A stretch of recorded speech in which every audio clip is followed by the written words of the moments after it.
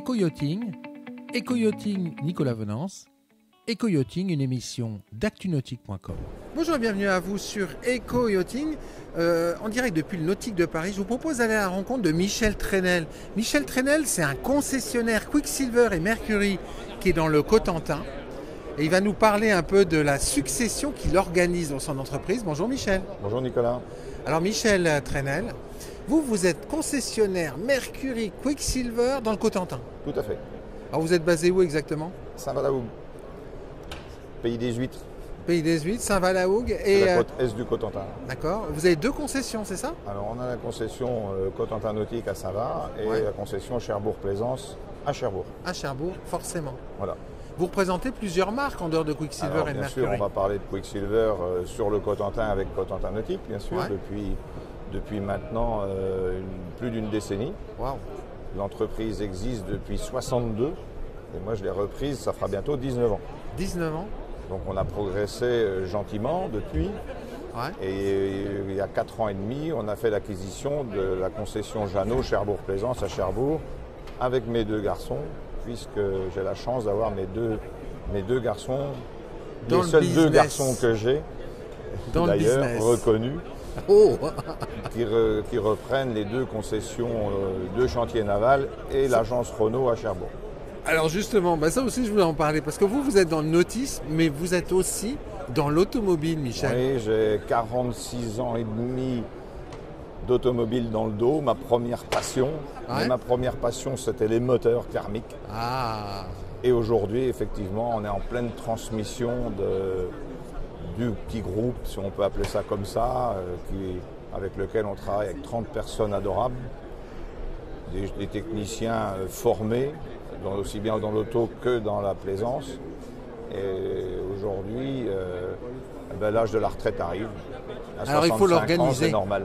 Mais qu'est-ce qui fait qu'un jour, quelqu'un de l'automobile décide d'acheter une concession de bateau? Parce que c'est quand même assez...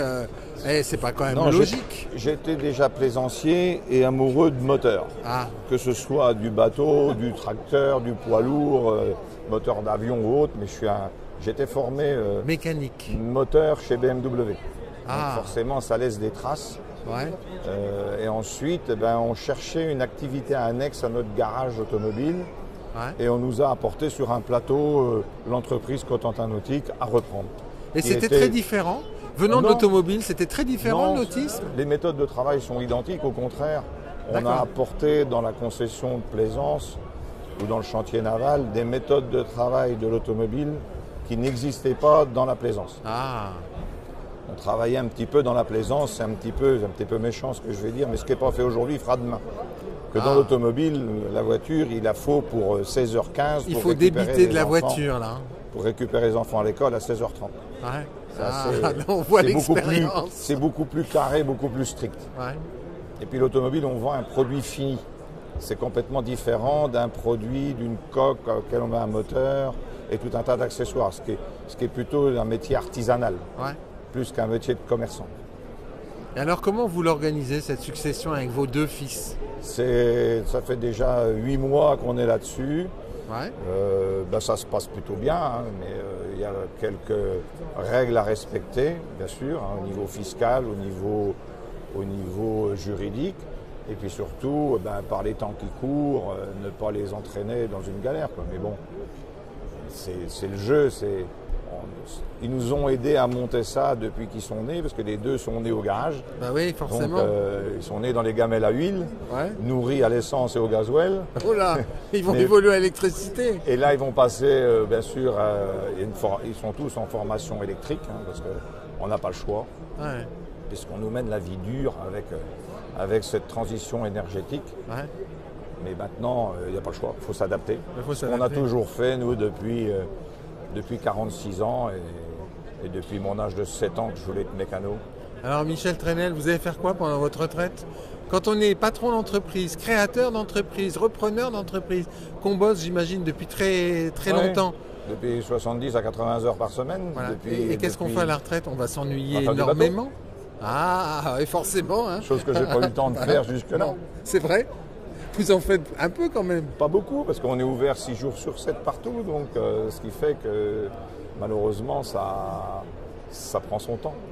Alors vous, le plan de navigation du Cotentin, c'est quoi en fait? Vos clients, qu'est-ce qu'ils cherchent? Dans le Cotentin, les gens ont tendance, c'est prédominant à la pêche. Ouais. Donc on vend plus ce style de bateau. Des pilot house comme derrière vous. Tout ce qui est timonerie. Ouais.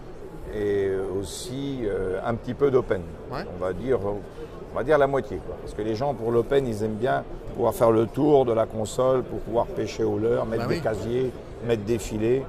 Et puis bon, c'est vrai qu'ensuite les conditions climatiques qu'on a depuis quelques années dans le Cotentin et surtout cette année ont tendance à nous emmener vers des nouveaux produits comme des petits cruisers ou des WA ou quelque chose comme ça. Mais, parce qu'on a aussi l'avantage, c'est qu'on a Jersey, Guernesey. Oui, parce que vous avez quand même une zone géographique de navigation qui est sympa. Très sympa, mais avec beaucoup de courants, parce que tout le monde connaît. Oui, c'est mal pavé en plus. Hein. Et puis on a l'Angleterre en face. Ouais. L'île de Wight n'est qu'à 120 km, pour parler en kilomètres, de Saint-Va. Ouais. Donc c'est rapide. Et pour aller à Jersey, Guernesey, il faut combien de temps? Il faut de Cherbourg, ça dépend du bateau qu'on a. Et si on part au moment avec les marées, forcément ça joue, quoi. Si on part à marée montante de Cherbourg, c'est pas le bon plan, quoi. Ouais. Si on part à marée descendante, on va plus vite, quoi. On met combien de temps à peu près? Ça dépend. Ça peut être 2 heures, mais comme ça peut être 4 heures. Ça dépend du bateau et de la puissance qu'on a derrière. C'est beau. Les beaux spots de navigation. On a une des plus belles régions de France, mais la France est tellement belle partout, et l'Europe aussi, donc il y a de quoi faire. On a plein de choses à vous souhaiter pour cette retraite alors. Ouais, que ça dure longtemps. Que ça dure longtemps. Merci beaucoup Michel. Merci Nicolas. À bientôt.